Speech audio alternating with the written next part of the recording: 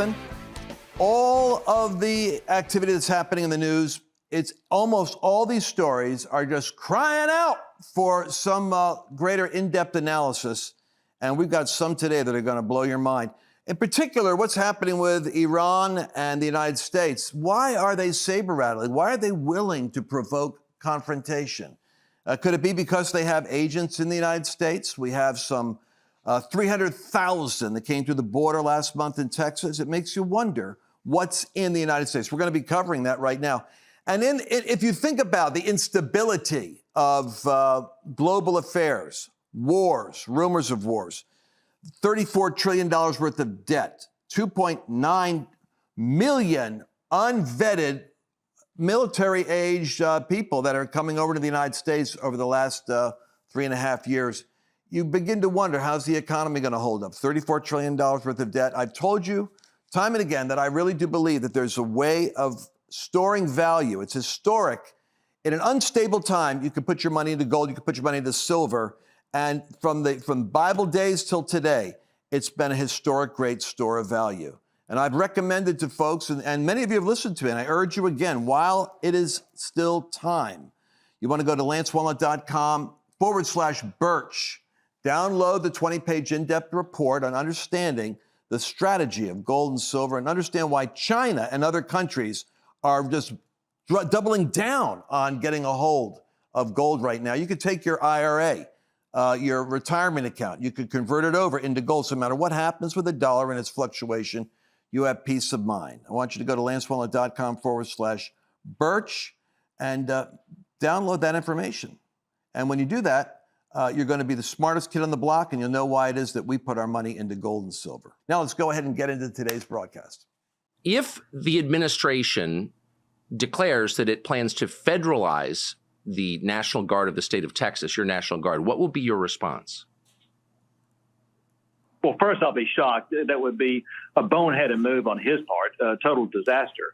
But for one, as you might imagine, we are prepared in the event that unlikely event does occur to make sure that we will be able to continue exactly what we've been doing over the past month, and that is building these barriers, whether it be the concertina wire or other anti-climb border barriers, whatever we've been building. The Biden administration is now trying to attack us because of it, and we will continue to do exactly what we're doing to expand our denial of illegal entry into the state of Texas. Have you spoken to the president or anyone from the Biden White House about what appears to be an imminent collision?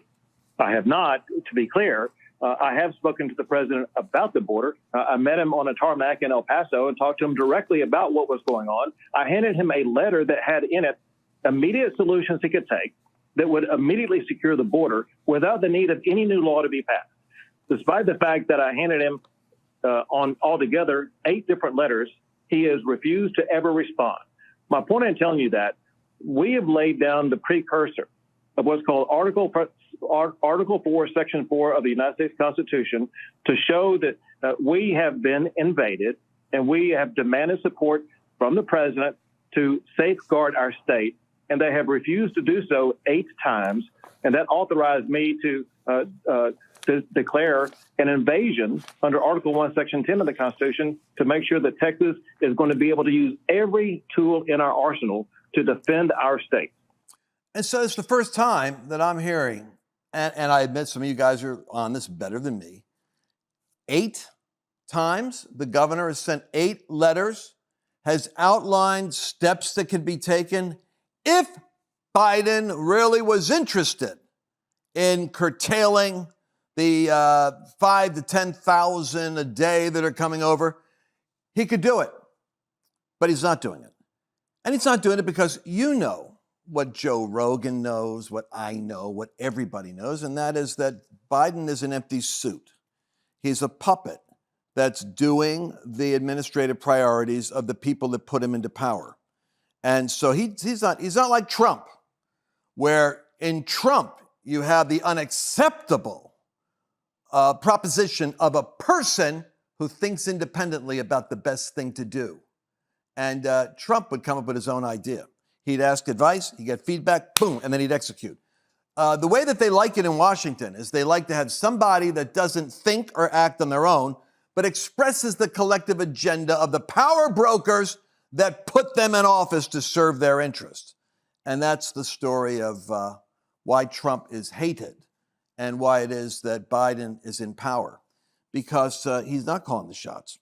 It's clear that there's a reason why we have this swelling of foreigners coming to the country. And part of it is because the Democratic Party and the power brokers know that their agenda really isn't that popular with the majority of Americans. And it's a bit of a cliff walk every time they have an election, because most Americans don't like open borders and $34 trillion worth of debt and forgiveness of all college, debt and the fentanyl crisis. There's not really an enthusiasm for drag queen hour in, the 11-year-olds having to be talking about their gender. But if they can flood America with 20, 30 million foreigners and make them dependent on government payouts from the Democratic Party, they could replace the American voter with other voters. And this is like the great replacement theory that everybody goes, how could you say that? It's obvious. That's the only logic. That and the very large companies want the cheap labor and the free labor and the labor they don't have to report on because that's their economic interest.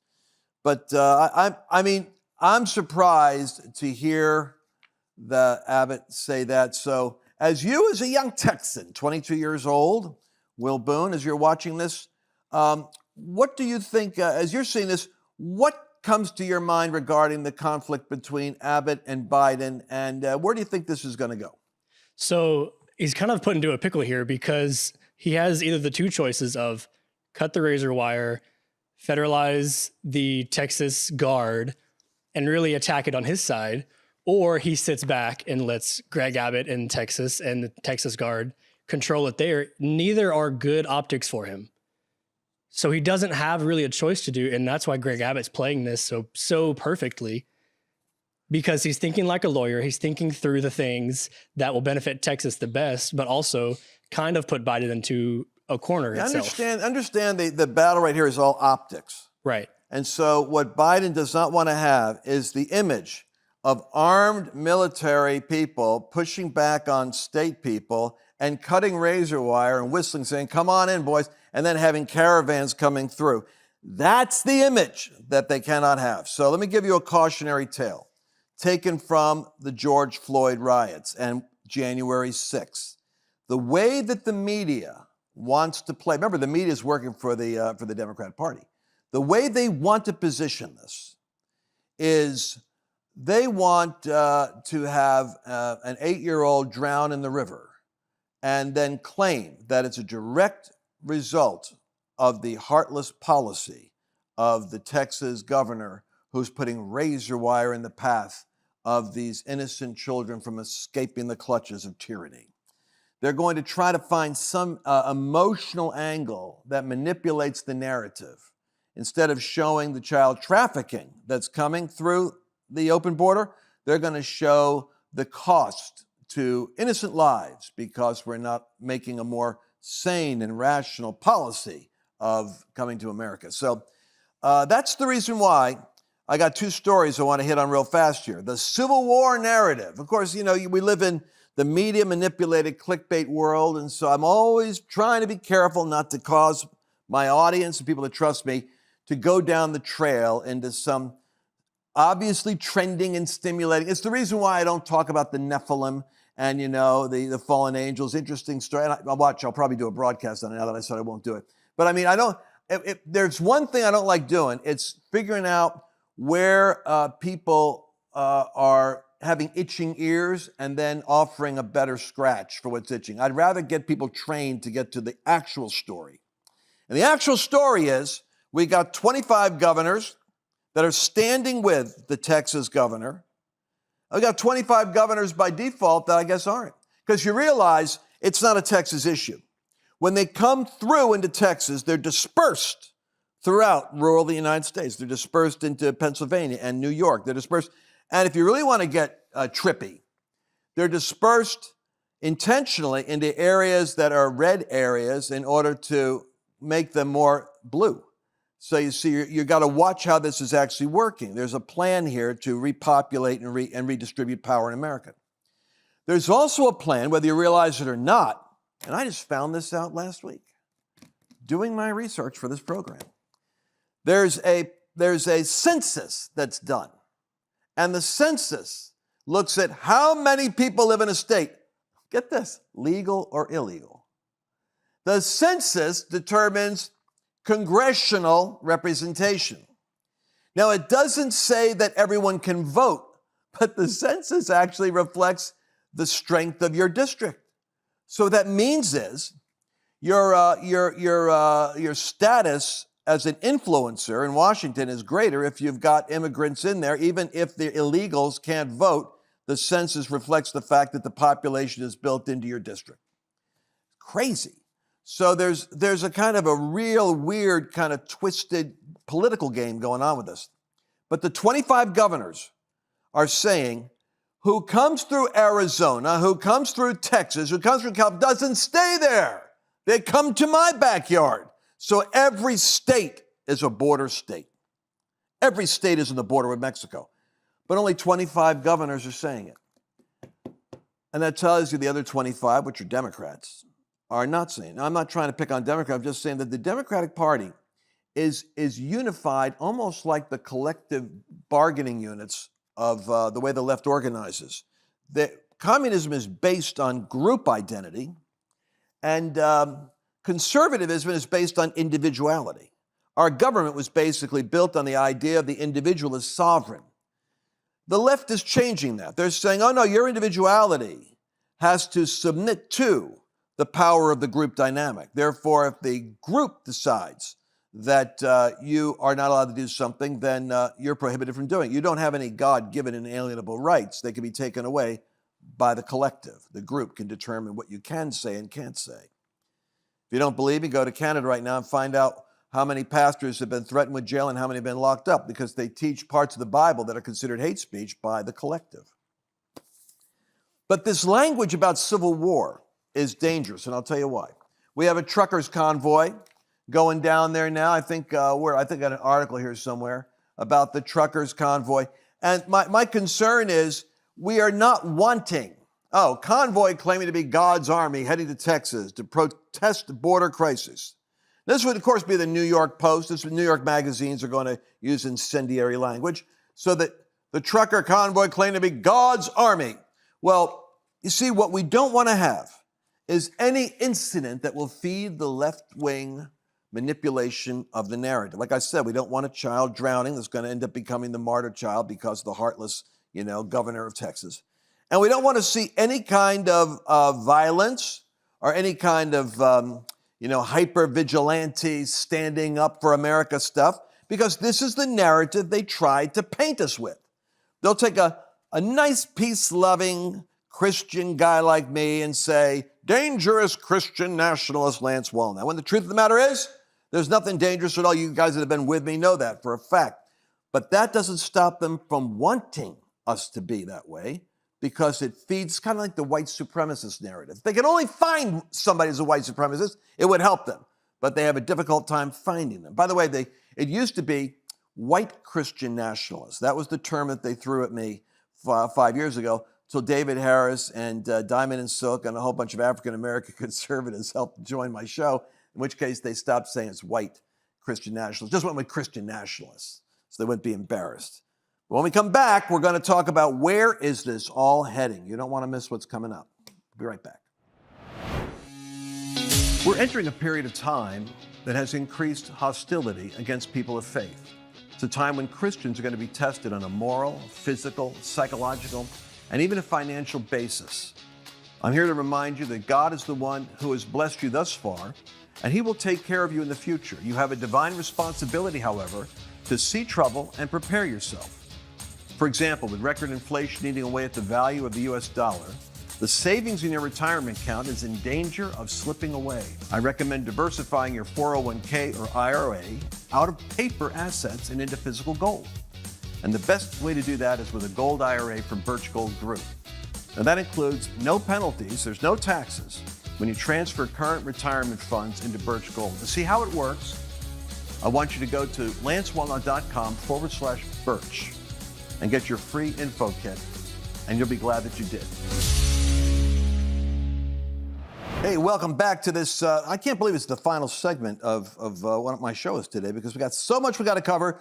But Will Boone has now rotated out, and we have the official wing woman of the show, Mercedes Sparks. Welcome back. Hi, Lance. Glad Happy to you're be here. And you're back. And so, Mercedes, we've been talking about what's going on with the border and with Abbott. And I just want to say something. This is a shocking bit of statistic.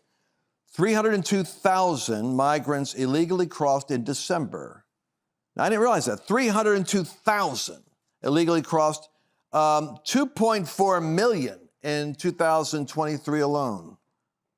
Because you always wonder what these numbers is, 2.4 million. And then you turn me on to some other information. But your beef is that we do not tell the story as well as we ought to, because the left controls the narrative. But man. Yeah. And these are the statistics you just gave. Those are the people we know about.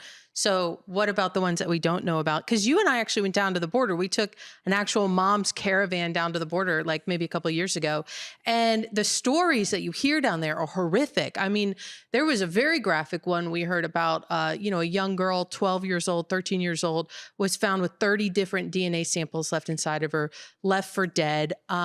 People coming across with single men coming across with 1-year-olds, because the way that the administration has it set up now, where if you're coming over with a child, then you're a family, then you just get released. And a lot of these people are like, no, it's not my kid. And that's if they admit to it. And what the cartels will do is they'll use human trafficking over here. This is what we learned while we were down there. They'll use human trafficking on this side and then run drugs on the other side, so that, the Homeland Security guys are tied up dealing with the amount of people trying to come through, and they're running drugs the other way. So I don't think we're good at telling the story. We've talked a lot about that in this episode about, media suppression, but just getting the truth out there and telling these types of stories, because the compassionate side is to say, what about these children being trafficked? When Trump he got so much flack for separating parents from children at the border, the reality is they were trying to do DNA paternal testing to see, was this child even related to the person that's claiming them as their child or their niece or whatever it is. And so you get one story in the media, but then the truth is something totally else. But we got to get really good at telling those compassionate stories, the same way you just said earlier, where, there's some tragedy is going to happen in the Rio Grande, and it's going to be painted a certain way. We need to have these stories ready to tell about just the real human trafficking crisis that's happening down there. And listen, that DNA sampling this is an actual fact. Jeff Sessions authorized it because there was a pastor from Texas named Ramiro Pena, who was praying when he was down there with the Trump administration looking at the border. He's a Texas pastor.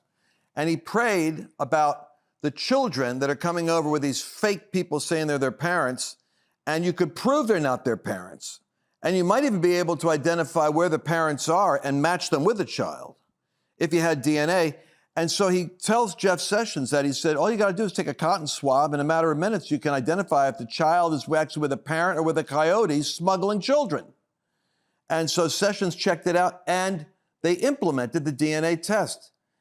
The problem was, when Biden came to office, these 300,000 a day, a month coming over, that they had them in large groups going through the DNA testing.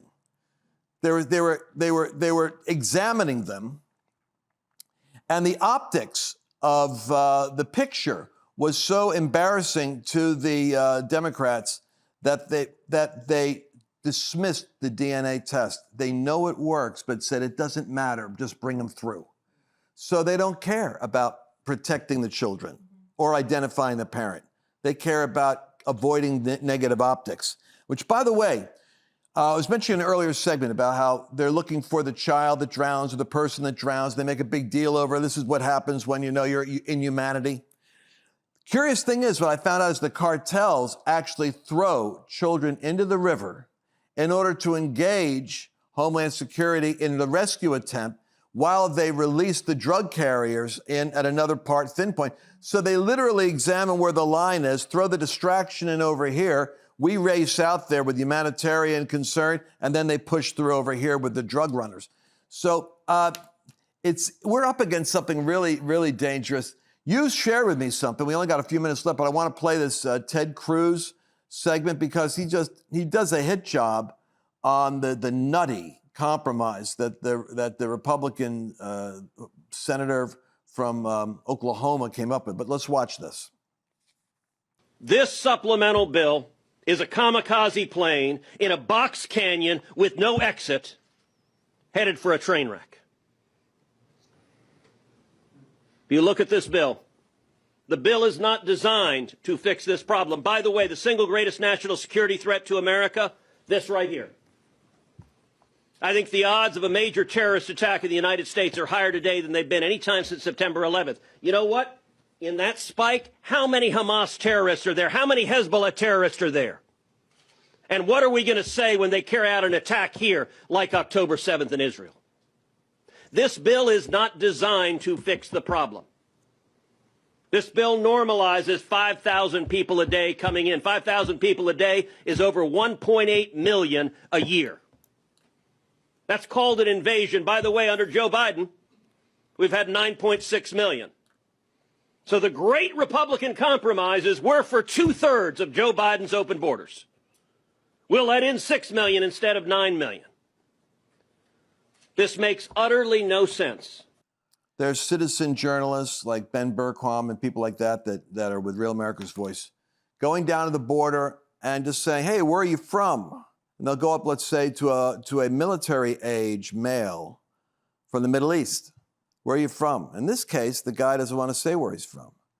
Then he makes an interesting statement, which has to do with, like, who are you? The guy's asking me, he goes, you're too stupid to know who I am. It's like the attitude is like really contempt. And then he says, well, who are you? He goes, you'll find out who I am soon enough.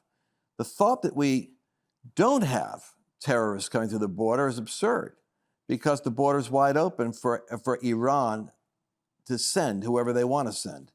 And my suspicion is the reason why they're so bold in attacking the United States over 100 times through Houthi rebels and then 3 service members just killed is because I think they're willing to activate them.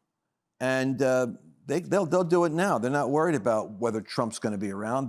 They're lusting for a fight and they want to do damage to us. And they wouldn't mind it if we were to engage them. That's my theory, that they actually have people here already. By the way, if you are smart enough, you will know who I am. But you are really not smart enough to know who I am. But soon you're going to know who I am. Yeah, you're not smart enough to know who I am, but soon you're going to know who I am. That sounds like somebody who wants to put his name out there for what he blows up. Yeah, and I mean the clip is a little bit longer, but I mean you're saying it's not just that. I mean you've got Chinese nationals, all sorts of people that are coming into the United States illegally. And listen, everyone's in favor of legal immigration, but when it comes to Democrats, it's like Democrats don't care that you've got cities overrun with drugs and they're not looking to stem the tide by securing the border. They don't care about the human trafficking. They don't care about the little kids that are being trafficked and molested, the women who are being trafficked and molested. They don't care. They want a porous border and they want people in here. And they are putting millions of American lives at risk by not securing the border. So come here legally. We're all for it. But you've got closed eyes and a head in the sand if you don't think this is a problem. And let me just say, it's not Democrats. It's Republicans and Democrats. This problem exists because you have people in Washington that could care less. Mm-hmm. I really hope that there's a populist backlash. I keep on praying what will happen. I think it's just a matter of information and the right trigger event. But look, I'm not making this stuff up. 10 former FBI executives, some who oversaw the Bureau's intelligence, counterterrorism, criminal, and training operations, expressed their alarm on January 17, just recently. The Senate leader, Chuck Schumer, and the chairman of the House and Senate committees all reside over the intelligence and homeland security apparatus. And these 10 former FBI execs are saying we have the equivalent of an invasion. There's battalions of eligible military-age males without wives and kids streaming over the border from various nations. In modern history, the United States has never suffered an invasion of the homeland, and yet one is unfolding now.